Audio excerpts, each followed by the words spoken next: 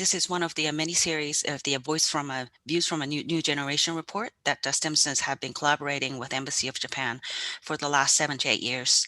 And we're going to get started in just a few minutes, but I am going to allow everyone to, all the webinar attendees to get an access to this site. So give us a couple of minutes and then we'll get started.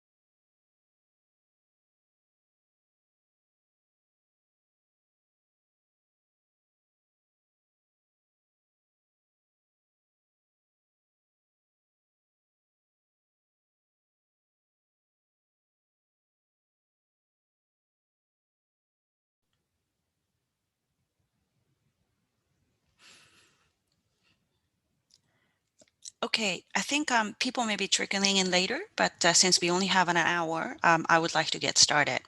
Again, welcome to those of good morning to those of you who are tuning in from the United States, and good evening for those of you who are tuning in from Japan and other parts of Asia. My name is Yuki Tatsumi. I'm a co-director of East Asia Program and director of Japan Program here at Stimson Center in Washington, D.C. Stimson's Japan program has had the pleasure of collaborating with Embassy of Japan, try to promote the policy works of the rising generation of scholars. And this year was no exception. We focused on Japan-Taiwan relations this year. And I'm very, very happy to launch this report with the excellent lineup of the authors who contributed very wonderful pieces. I would like to turn to each authors from to briefly speak about their paper. We will go in the order of the chapter of this book. And then after that, we will go over to a Q&A. And the book that cover that you're seeing on the screen right now is the actually cover of the book, which is already available on Stimson's website at HTML format, but it would also be available shortly in the PDF format as well. So please do feel free to go and browse and download.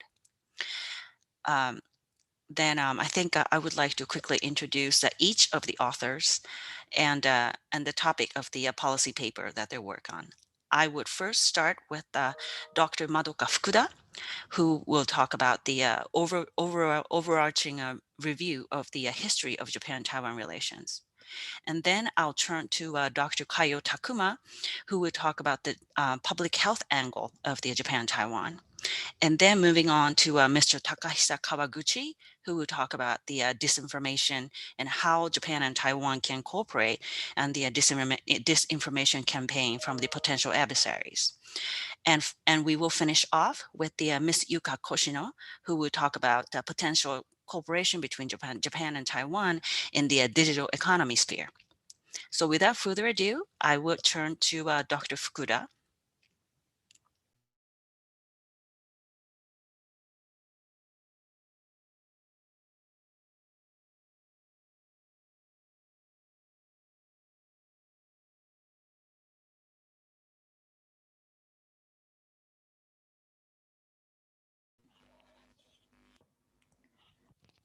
Okay. Can you hear me?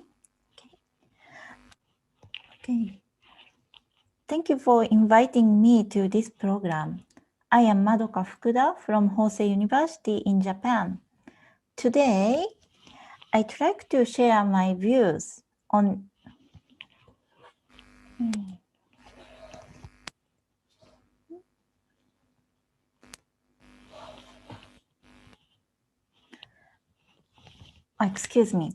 Today, I'd like to share my views on recent Japan-Taiwan relations and provide some policy recommendations. At first, I'd like to share a brief survey of recent Japan-Taiwan relations. Although there were strong emotional ties between both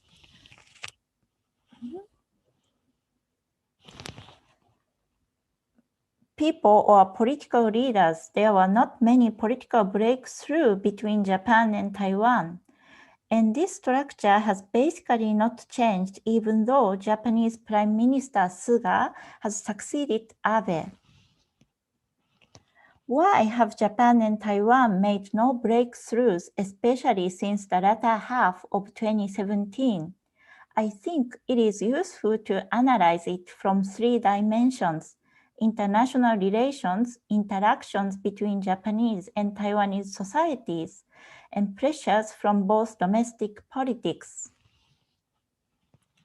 First, international relations. The progress of relationship between Japan and Taiwan has been consistent with the 1972 Sino-Japanese Agreement. So it is undeniable that their cooperation has been occasionally dependent on the reaction of the Chinese government. In this context, in 2017, Prime Minister Abe began an attempt to improve relations with China, and it became risky to make a political breakthrough with Tsai because Chinese government had hostility towards her policies. Secondly, the importance of having no official diplomatic relationship has been declining in the context of social interaction between Japan and Taiwan. In recent years, the dialogues and agreements significant to the people of Japan and Taiwan have not been on matters of power politics and security, but in the area of the economy, culture, and people-to-people relations. Third, as a result of close economic and cultural exchanges today, domestic factors have complicated the relationship. In Taiwanese politics, issues related to Japan often lead to controversy because they reflect the different political attitudes between the DPP and the KMT. In recent years, both parties have made a political issue of a ban on food imports from Fukushima, Japan, and 5 surrounding prefectures. But many Japanese can't understand these debates well, as they purely believe the pro-Japan image of Taiwanese people. As a result, when President Tsai was elected in January 2020, it was logical to consider that the Japan-Taiwan relationship during her second term couldn't significantly improve, considering the trends within her first term. However, the COVID-19 outbreak has brought a new phase to the relationship. First, in the international context, the COVID-19 pandemic partially changed Japan's policies toward China. Japan's attitude toward China deteriorated last spring. In response to China's propaganda campaign and aggressive political military operations in the region under the COVID crisis. Secondly, in the context of bilateral relations, Japanese appraisal and confidence in Taiwan's epidemic prevention politics increased. Therefore, for improving Japan-Taiwan relations, it will be critical for both governments to control their complex domestic factors, such as a food ban issue. What are possible developments of Japan-Taiwan relations for the near future? Japan and Taiwan have already signed a number of practical agreements in the last decade, and it has been politically difficult to improve remaining agendas such as Taiwan's participation in the CPTPP, the conclusion of bilateral FTA or EPA, or defense cooperation against China's growing military presence. These agendas are most likely under China's watchful eyes than previous practical agreements. As policy recommendations, I'd like to try to figure out the blueprint for the two biggest agendas in the last 2 decades: Japan-Taiwan Cooperation for Economic Partnership and Security in the region. Looking back on discussion on the economic partnership, it is clear that the food ban issue has inhibited the discussion on it. However, it is also important to clarify Japan and Taiwan's priorities from economic or political perspectives. In the process, Taiwan needs to consider how to lift restrictions on food imports from Japan. Japan needs to consider if there are options that would not require the issue of food imports as a precondition for improving economic partnership with Taiwan. Although Japan-Taiwan cooperation in the area of security is the most sensitive issue, Japanese debate on possible Taiwan Strait crisis is increasing, facing China's recent provocative behaviors in the region. If Japan strengthens its participation, it should be within the framework of the alliance with the United States. As another issue, Japan and Taiwan each face China's gradual change of the status quo by force in the East and South China Seas. Finally, for improving such a cooperation, I think it is important to deepen understanding of Japan-Taiwan ties among Diet members and civil societies, especially in Japan. There are still many voices of caution in the Diet on strengthening political ties with Taiwan, considering possible oppositions from China. And it is desirable that Japanese people have more discussions on what kind of relations they will have with Taiwan. That's all for my brief presentation. Thank you for your attention. Thank you, Fukuda-san. Before I move to turn to Takuma-san, I'd like to remind everyone that once the question and answer session starts, please use the Q&A box at the bottom of the screen. And if you can write specifically for which author you would like to pose a question, or if you would like to pose it to everybody, please make that clear as well. So with that, I would like to turn to Takuma-san, who will talk about the really important aspect of Japan-Taiwan relationship, especially given the recent evolution of COVID-19 responses. So Takuma-san, go ahead. Okay, thank you. Good morning or good evening, everyone. I'm Kayo Takuma from Tokyo Metropolitan University. First, I would like to express my deepest appreciation for everyone who organized and prepared for this webinar. And a special thanks to Yuki and Pamela, who supported me a lot through this project. And thank you everyone for taking part for participating this webinar. Actually, I once declined the offer for this project because I thought I was too busy to spend enough time on this project. But now I sincerely think the project was worth effort, and I sincerely appreciate this chance to join this project. Thank you very much. So let me share my PowerPoint. Okay. I have just 7 minutes, so let me start my presentation. While the world still has difficulty with coping with the COVID-19, Taiwan has been a remarkable success story in fight against COVID-19. It would be great to share Taiwan's experience and incorporate Taiwan into global cooperative framework. The reality is, however, Taiwan is excluded from any form of cooperative system. This paper examines the need for Japan's cooperation with Taiwan and explores how this cooperation can be achieved. So let me begin with the first section in which I explain why regional health cooperation is necessary. Pandemic preparedness should be conducted at the global level. However, as this pandemic shows, global cooperative system is far from perfect and is now being overhauled. Thus, regional cooperation is all the more important in the post-COVID-19 era.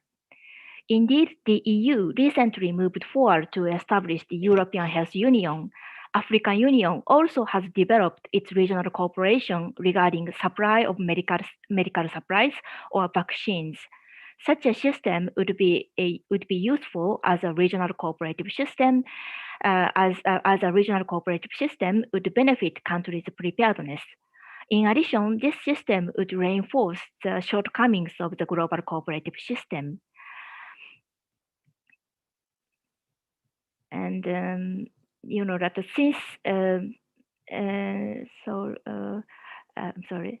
That it would be desirable to include Taiwan in such a regional cooperative system. However, Taiwan is excluded from any types of the cooperative system. Since 2009, Taiwan has attended as an observer observer under the name Chinese Taipei, based on an agreement between the government of the then President Ma Ying-jeou, the government in Beijing, and the WHO, which was led at that time by Margaret Chan, a Hong Kong national. In 2016, when Tsai Ing-wen was elected the new president, the Tsai administration announced that it did not accept the condition proposed by the WHO. Since then, Taiwan has been excluded from the global cooperative structure. At the World Health Assembly held in November of last year, member countries agreed to set aside the contentious issue of restoring Taiwan's observer status to focus on the immediate challenges posed by the COVID-19 and the WHO reform. Given the existing circumstances, support from other countries is crucial for breaking the deadlock. Among many, the United States and Japan would be the most reliable partners for Taiwan. In August of last year, the then Health and Human Services Secretary Alex Azar met with Tsai Ing-wen. They reiterated the long-standing cooperation between the US and Taiwan and their shared democratic values. US backing represents a solid step forward for the realization of Taiwan's participation in global health framework. However, the US-Taiwan approach may be understood in the context of the US-China confrontation. Since 1972, the US government has refrained from contact with Taiwanese governmental officials in deference to the Chinese Communist Party. However, the Trump administration broke this rule. Thus, the US-Taiwan cooperation does not necessarily offer a model for Japan-Taiwan cooperation. However, Japan would unquestionably be another key player in ensuring Taiwan's inclusion in health cooperative scheme. Both Taiwan and Japan share fundamental values such as freedom, democracy, and basic human rights, and enjoy cross-economic relations and people-to-people exchanges. The Japan-Taiwan relationship has been maintained as a non-governmental level in accordance with the 1972 joint communique between Japan and China. The sentiment of Japanese and Taiwanese citizens toward with each other are generally favorable. As this chart shows, about 37% of Taiwanese say the country Taiwan should stay friendly with from now on is Japan. In addition to Japan's consistent support to ensure Taiwan's participation as an observer in the World Health Assembly, Japan and Taiwan have developed cooperation in the field of health.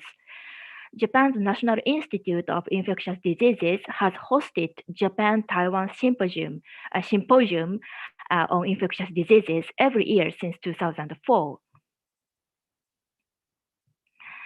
Thus, Japan and Taiwan can foster cooperation in aspects such as exchange of researchers and establishment of information sharing or early alert system through Japan's National Institute and Taiwan's CDC. Furthermore, they can collaborate in developing medicines or vaccines for future possible diseases. Such effort would not only benefit Japan's preparedness, but also reinforce the global cooperative system. So that's all from my part. Thank you for your attention. Thank you, Takuma-san. Next, moving on to Kawaguchi-san, who focus on the response to a disinformation campaign.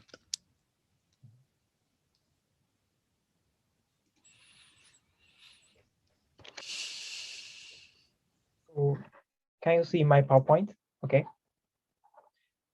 So good morning and good evening, everyone. And thank you for inviting me, Tatsumi-san, Pamela-san.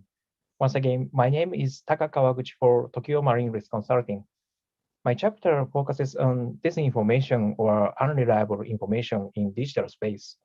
As everyone knows, disinformation has devastating effects through cyberspace, putting open societies and democracies at stake. Today, I'd like to talk about the Japan-Taiwan cooperation against disinformation in digital age. My paper my paper defines disinformation as the usage of unreliable information by foreign governments to influence other country politically. This means that disinformation is not necessarily false information or fake news. Our adversaries often use entirely accurate information, but with the context intentionally. So far, Taiwan has been exposed to a large amount of disinformation from Beijing during the Taiwanese presidential election of 2020, the local general elections of 2018, and also during the COVID-19 crisis and their difficult relationship with the head of the WHO since January of 2020. As a result, fortunately or unfortunately, Taipei has made remarkable strides in responding to disinformation. Specifically, Taipei has revised provisions of relevant laws and strengthened fact-checking posture in the communication app LINE in particular. So LINE, instead of WhatsApp, is the most famous messaging app in Taiwan. Over 95% of Taiwanese use LINE to communicate with others. The elderly in particular use LINE to get news. Coincidentally, LINE is also the most famous app in Japan. This means that the main battlefield of disinformation is not only on open social media, including Twitter, Facebook, and Instagram, but also closed private communication apps. According to a Taiwanese cybersecurity company, Team T5, they confirmed disinformation online during the presidential election in Taiwan. So next, how about Japan? Unfortunately, Tokyo does not seem to consider disinformation as a major threat to national security. Indeed, the Japanese government has begun to take action. In October of 2018, Japan's Ministry of Internal Affairs and Communications established an expert panel on digital platforms. The panel had examined how to deal with fake news and issued their final report in February of 2020. The report concluded that Japanese government should encourage voluntary efforts by digital platforms to combat fake news. However, the report overlooked or underestimated the disinformation by foreign governments and its impact on Japan's national security. Along with these two countries, the United States has faced a number of widespread conspiracy theories or terrible amounts of disinformation about the 2020 presidential election. I think the most devastating one was a story of election fraud. Of course, the story was created or inspired domestically, but from my research, I can confirm that Russian media outlet spread this story on US social media. This shows that it's very difficult to make a clear distinction between unreliable information spreading spontaneously and this information disseminated by foreign governments intentionally. In order to clarify the differences, we have to attribute specific disinformation to a specific adversary or responsible government. Anyway, liberal democracies, including Taiwan, Japan, and the US, have to combat disinformation without violating the freedom of speech and expression. And besides, we have to learn more about China's influence operation in cyberspace. There's a lot of accumulation about Russia's active measures, mainly in the US and European countries, but not about China's. With regards to disinformation, Moscow and Beijing are quite different. Moreover, Beijing adopts different goals and tactics towards Taipei, Tokyo, and Washington. Finally, I'd like to propose 2 points. First, these three democracies should create a coalition with other democratic nations to promote close cooperation, specifically in the field of threat intelligence, cyber attribution, and coordinated countermeasures, including financial sanctions and criminal prosecution. Second, these three governments should encourage the private sector's efforts to control disinformation, including digital platforms and fact-checking bodies. Transnational digital platforms are particularly important. Their best practices adopted in one specific country should be implemented in other democratic countries. That's all for my presentation. Thank you. Thank you, Kaguchi-san. Um, Finally, I would like to turn to Koshino-san, who will talk about digital economy in Japan and Taiwan. Thank you very much, Tatsumi-san, for your kind introduction, and thank you very much also for Pam and the Stimson Center for the support throughout the project. It was my honor to contribute to this project. So I wrote a piece with a title called The Japan-Taiwan Cooperation Towards an Open, Interoperable, Reliable, and Secure Digital Economy. So some of you may have noticed that this is a phrase that was used by, that has been used by the United States and Japan under its Policy Cooperation Dialogue on Internet Economy. Thus, for the goal of the paper was first to contextualize Taiwan in the ongoing US-Japan cooperation under the digital connectivity pillar of the free and open Indo-Pacific. And also, but secondly, and most importantly, to address the need for a closer government level policy coordination and cooperation between Tokyo and Taipei, given the importance of the two players in the global ICT supply chain, and the importance to enhance the technological and manufacturing capabilities. Enhance the security of the technological and manufacturing capabilities of critical technologies such as semiconductor. I also wanted to note, when I say digital economy, the paper I wrote focuses on the key digital infrastructure, such as 5G, and technologies and services and rules that are likely to shape the foundations of the digital economy in the coming decades. So in this opening remarks, I'm sorry I don't have PowerPoint slides, but I will provide a high-level summary of the three sections of my chapter, which is the drivers of cooperation and 4 identified areas of cooperation, and we'll end with several policy recommendations. So there are 3 major trends that are driving cooperation between Tokyo and Taipei. First is the geopolitical challenges from China's rise in digital space. To begin with, China's increasing use and exploitations of networks beyond the military space to civil and commercial space to gain competitive advantage over information and technology. It's really driving the two governments.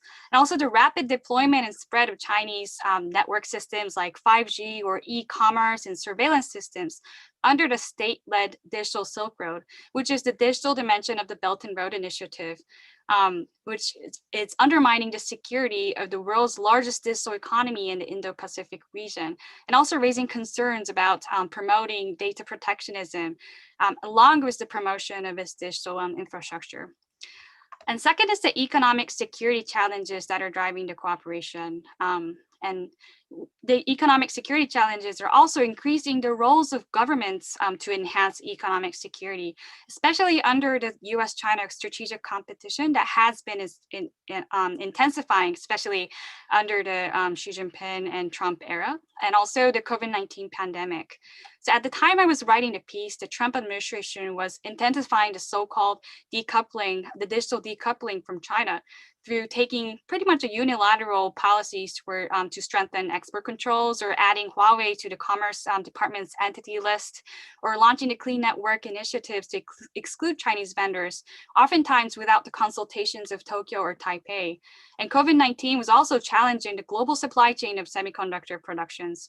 And now most recently, Admiral Davidson has warned that China could, for instance, invade Taiwan in the next 6 years, suggesting that there's a severe economic security risk of the concentration of semiconductor, which is a critical technologies in Taiwan.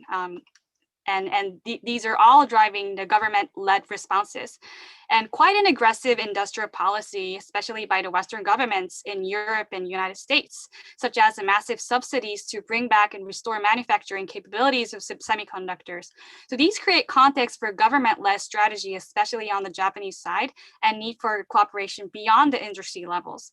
And third is the diplomatic context to prevent Taiwan's isolation from key multilateral and plurilateral groups as like-minded democracies that many of the previous panelists has mentioned. And I'd like to expand that in the recommendation sections.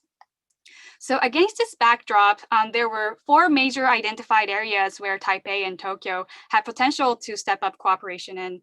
The first area is in the network security and resiliency, especially on the 5G front. So both Taiwan and Tokyo were early to exclude Huawei and Chinese vendors from its own 5G networks due to security concerns, but their approaches to promote network resiliencies were quite different. So Japan has been leading globally on the multi-vendor solutions of the network, called the promotion of open architecture, especially in the RAN system, to increase vendor diversity, while Taiwan is still relying heavily on 2 vendors such as Ericsson and Nokia. And second area is that both governments are boosting domestic technological and industrial capabilities. So on Japan, under the Abe administration in 2020, launched a digital New Deal and secured a series of R&D fundings of more than 2 trillion yen from the end of fiscal year 2019 to 2021 on areas such as 5G, AI, and most importantly on semiconductors. And Taiwan, on the other hand, goes back in 2016, launched a 5+2 industrial strategy to shift Taiwan's information and communications industrial kind of model to focus on more and higher up in the digital ecosystem, such as the software side or the digital platform side. An example of the Asia Silicon Valley project, for instance, is a good example on Taiwan's effort in that front. The third is the rules and norms building dimension that some other panelists have also mentioned as well. But on the digital side, the CPTPP, which Japan championed in the conclusion of the agreement, included the e-commerce chapter for the first time. And Japan also championed the cross-border data flow rules under the data free flow with trust principles, which was agreed by many countries in the G20 Osaka summit, which is now continued under the Joint Statement Initiative on E-commerce under the WTO, which both Taiwan and Taipei supports. So as the chair of CPTPP this year, Japan has an opportunity, and there's a growing momentum to include Taiwan to join the CPTPP. The final area is the bilateral, trilateral, and plurilateral cooperation with the United States. So one of the major challenges that some other panelists has mentioned is for Japan really was the political element. So since 1972, Japan has maintained a non-governmental cooperation with Taiwan, and discussions on security, including cyber space, has been very sensitive. Yet new venues and forums are creating opportunities for further engagement. In particular, Japan's formal participation in 2019 in the Global Cooperation and Training Framework, GCTF, established between the United States and Taiwan in 2015, has been facilitating Tokyo's engagement with Taiwan on digital issues around 5G or IP theft or digital economy. And the 3 governments are also hosted most recently the Trilateral Indo-Pacific Security Dialogue, for instance, in October 2020. So I would like to raise 5 broad policy recommendations for further cooperation, especially in these identified areas. So first is on the network security and resiliency. As I mentioned, because Taiwan has been relying heavily on very specific, 2 vendors, I think that there's an opportunity for Tokyo and Taipei to jointly pursue the 5G open architecture through R&D to ensure the interoperability between different vendors. And second is to use legislative members groups, for instance, to overcome the political barriers that I mentioned, to promote discussions on some of the sensitive areas, such as information exchange or training on cybersecurity. And third is to pursue joint R&Ds in an advanced semiconductor on the design side and the manufacturing side, which Japan and Taipei both have interest in, to enhance the security and resiliency of the semiconductor manufacturing production lines for the 2 sides, but also part of their effort under their respective technology and industrial policies. And the fourth is to protect related to that is the protection of technology and talent outflow to China, which has been growing, gaining increasing attention to protect to protect and boost its industrial capabilities that I mentioned. And finally is assisting Taiwan's participation in the various plurilateral or multilateral venues, especially to prevent the spread of data protectionism, which has been spreading with the Chinese digital infrastructure expansion, such as I mentioned, as a chair, starting the discussions of including Taiwan in the CPTPP. Now, I will stop there for now, and I look forward to further discussions in the Q&A section. Thank you, Koshino-san. I will get right into the Q&A. There are already several questions flowing in, and Fukuda-san is getting a head start by typing back the question to some, typing back her answer to some of those. But I think I know Fukuda-san had already replied to a couple of these, but I think other people may want to chime in too. So the very first question that came up was what's the greatest opportunity for investment / economic activity in the future between Japan and Taiwan? And I know Fukuda-san had already identified maybe a medium-sized enterprises, especially in third countries, in Southeast Asia, and then maybe tourism. But I wonder if Koshino-san had any additional thoughts on this? Sure. I think I also touched on my presentation, but I think one area, especially growing interest on the Japan side, is investment from Taiwan semiconductor companies in Japan. And maybe a focus on more on the kind of Japan has a strategy called the post 5G semiconductor, but more on the advanced side of the semiconductor and cooperation with the design side. And as I mentioned, this has not happened yet, but the growing possibility of maybe Japanese telecommunications vendors investments in Taiwan to help to the network resilience and security of 5G in Taiwan. Thank you. And Kawaguchi-san, there was another question about the perhaps Japan's relationship between Japanese two bureaucracies when it comes to like digital Taiwanese digital security bureaucracies. And I know Fukuda-san had already answered that partially, but I wonder if you had additional thoughts on this one.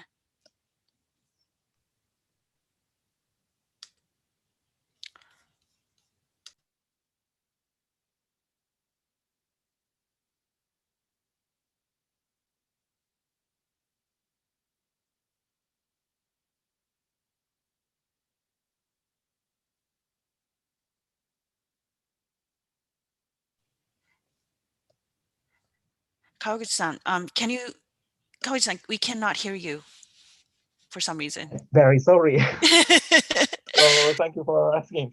So based on publicly available information, I'm not sure there is official cooperation between security force, law enforcement organization, and so on. But I confirm that the US, Taiwan, and Japan conducted multilateral tabletop exercise in the field of cybersecurity, disinformation, and so on. So this indicated that there might be a bit of cooperation between such organization. So this is my answer. Thank you.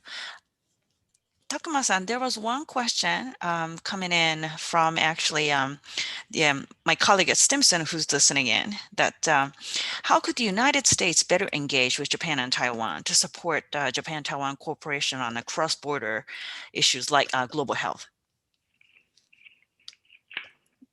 Excuse me, could you repeat the Yes. question? So what can a United States do to facilitate or better engage with Japan and Taiwan to support Japan-Taiwan cooperation in the area of public health?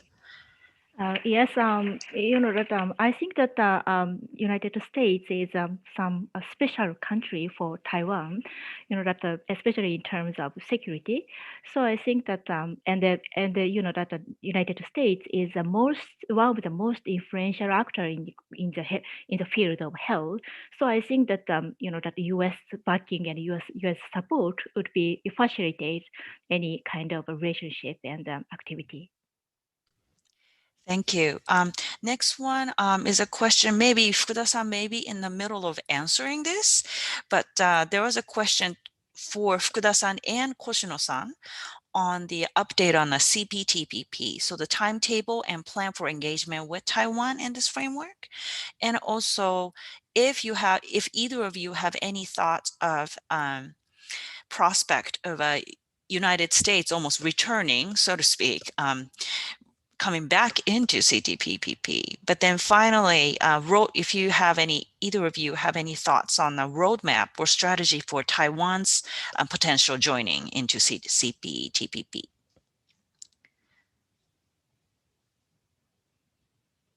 So I think I would start with Fukuda-san and then ask Koshino-san for her additional thought. Okay, I just sent my answer on chat, but in my understanding, there is, for the first question, in my understanding, there is no concrete timetable. But if Taiwanese government is ready for application, it will be possible for other countries to enlarge CPTPP. But there are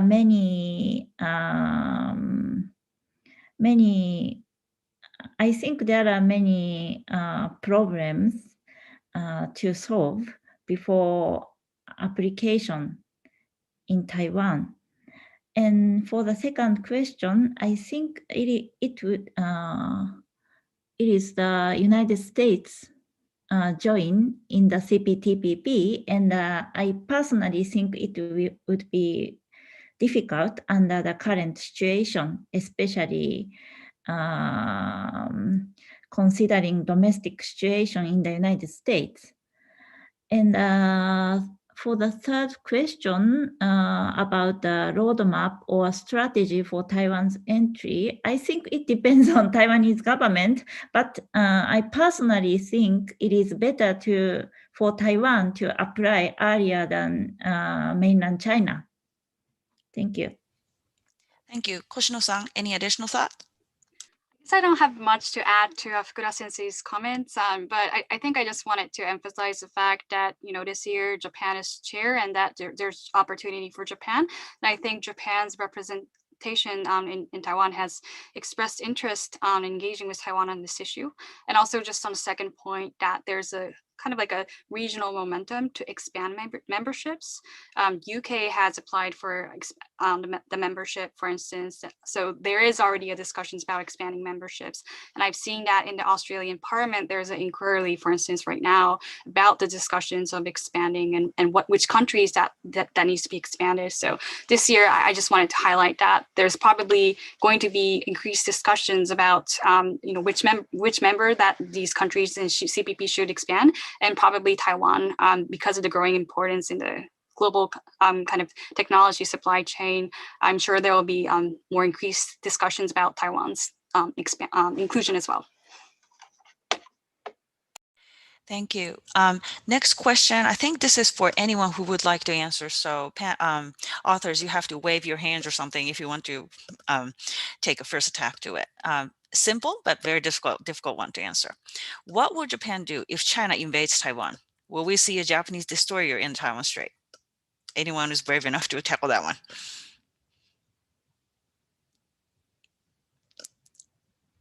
I think I would then ask maybe initial thoughts on this to maybe Fukuda-san maybe, and then if Kawaguchi-san or Koshino-san wants to add their thoughts on it, please feel free. So I'll start with you, Fukuda-san. Okay, thank you for the question. And for me, it is the most difficult to talk about the Japan-Taiwan relationship. But as I presented, I think Japan will cooperate through the alliance with the United States. And it is really difficult to Japan for Japan to independently do something in the Taiwan Straits about the security issue. So for this question, I can only answer it depends on the situation. Thank you. Koshino-san, any thoughts, or Kawaguchi-san? Go ahead. So I think it's very difficult question for me too, but the Taiwan Strait crisis will definitely affect the security circumstances in Japan. So I think the Japanese government should determine the crisis as the situation. It's equivalent to it's very crisis to Japan, and Japan should consider to exercise collective security rights. Thank you. Thanks. I think let me actually move on to the next question. There are so many questions. I think this might be for more of a Koshino-san questions. It's from Michael Fonte, who asked, how much room is there for Japan, Taiwan, and the US Development Finance Corporation to develop joint sustainable development program, particularly in the areas like Pacific Island? I think that's a very important question. And I think it's more about probably the US-Japan cooperation and the use of the financing tools to support maybe the countries in Pacific Islands that are more friendly and has diplomatic relations with Taiwan.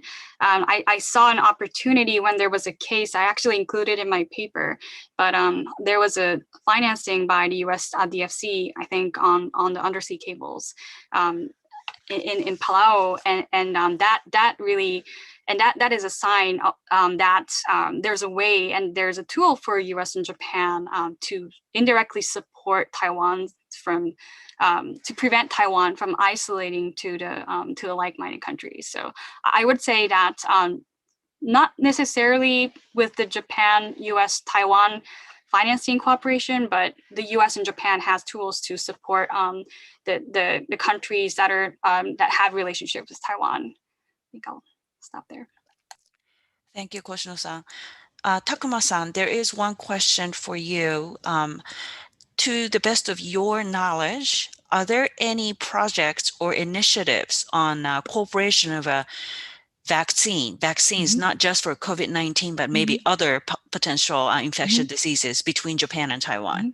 Okay, as far as I know, there is no some the outstanding movement between Taiwan and Japan regarding vaccine, except except the fact that they are both as a member of COVAX facility.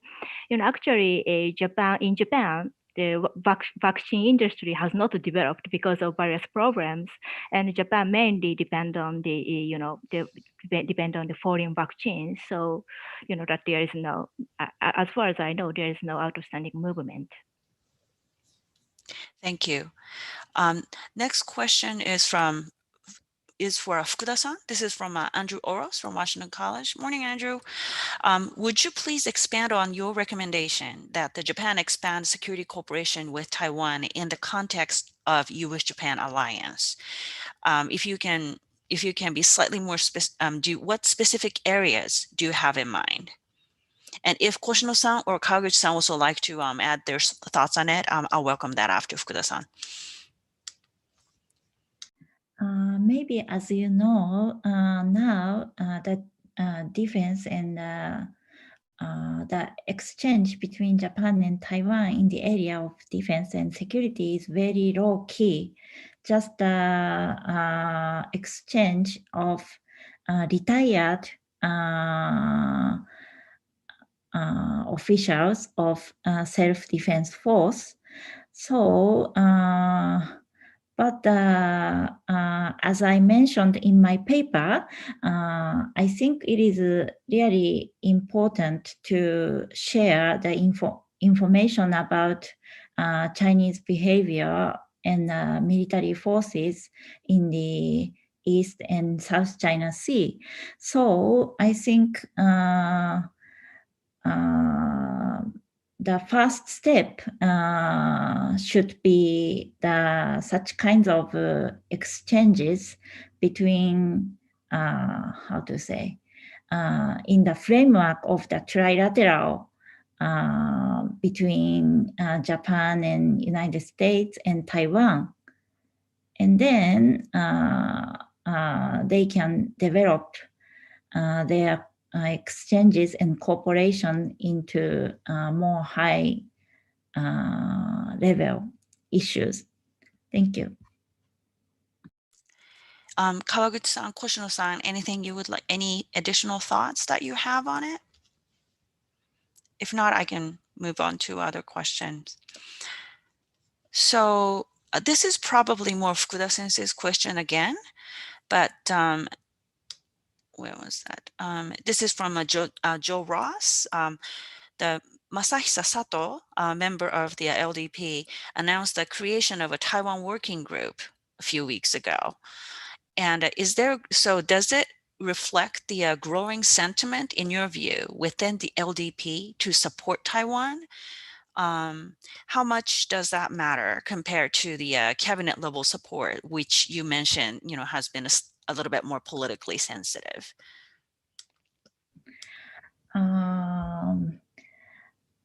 Looking back the history between Japan and Taiwan, there are many these kinds of small group in Diet for exchanging with Taiwanese lawmakers.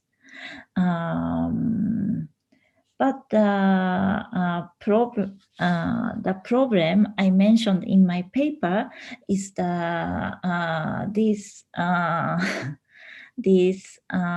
activity of the small groups don't developed into the mainstream of the discussions in the Diet. So I think it is the key how to enlarge these kinds of discussions in the LDP or in the Diet. Thank you, Fukuda-san. So in that context, earlier this month, Japanese Defense Minister Kishi during his press conference, warned that balance of power and the Taiwan Strait is changing in China's favor. And there's another Japanese newspaper also published an article about Japanese lawmaker wants Japanese version of Taiwan Relations Act. And this actually attracted a lot of attention and after it was translated into English and got onto the English-based media. Do these all, in your view, does this suggest that maybe what you mentioned in response to the last question, that all these movement by the working group really hasn't gotten into like a mainstream? Does comments like Defense Minister Kishi, or couple of days ago, the 2+2 statement between U.S. and Japan. Taiwan was specifically mentioned as the two countries' focused shared interests. So, in your view, does this kind of evolved into perhaps Japan's growing support for Taiwan is more getting into the mainstream political discourse amongst the Japanese politicians? Yes, as I presented, these kinds of discussions is actually now increasing. And many politicians and scholars and many people have a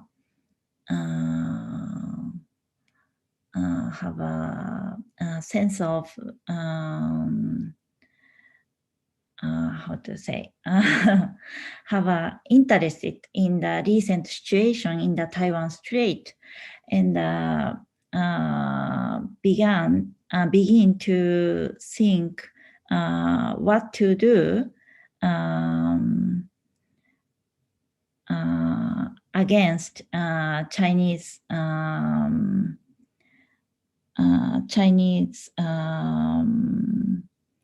behaviors. So, how to say, as Tatsumi-san mentioned, I think how to say, these kinds of discussion will evolving, but I personally think it is still not the mainstream in the LDP and the diet. Thank you, Fukuda-san. Koshino-san, this may be a question for you primarily, but perhaps Kawaguchi-san as well. This is from Daryl Rico Doss. What's the best way for Taiwan or Taiwanese companies to leverage their multilateral relationship with Japan and US in areas like semiconductor manufacturing, which, as you mentioned in your paper, Koshino-san, which is currently is facing a challenge when it comes to manufacturing chain?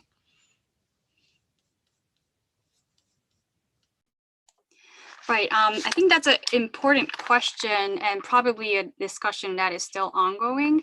As I mentioned in my presentation and also in my paper, I do see that the GCTF, which has been established by the United States and Taiwan back in 2015, is now becoming more of a kind of a venue to include other countries, key partners like Japan or even many other countries globally, to work together and to prevent Taiwan from isolation on these key important topics.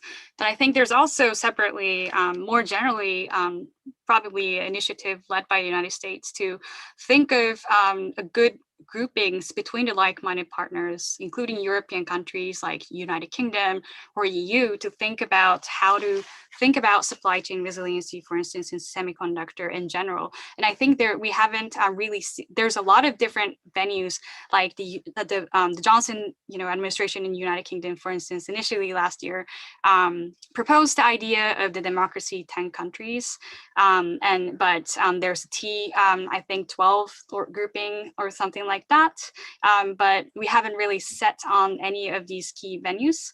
And I think there are potentials for Taiwan, for instance, to maybe start as an observer and engage in these discussions. But I think in general, even the United States hasn't really decided on which course it wants to go forward. But I would also just end by saying that there are ongoing discussions and a lot of different venues that Taiwan could engage in.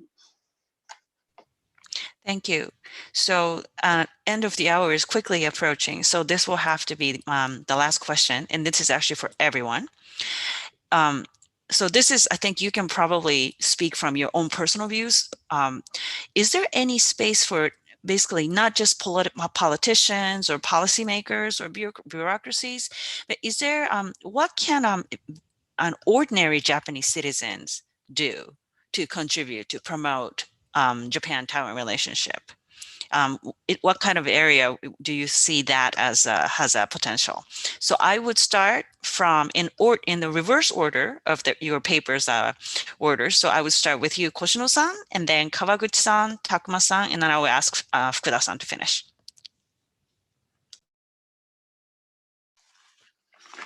That's a very broad, interesting, but important actually question, I think. I would say that, so I'm usually based in London, but I'm currently in Tokyo, and I saw that in TV today, especially after the 2+2 meeting, for instance.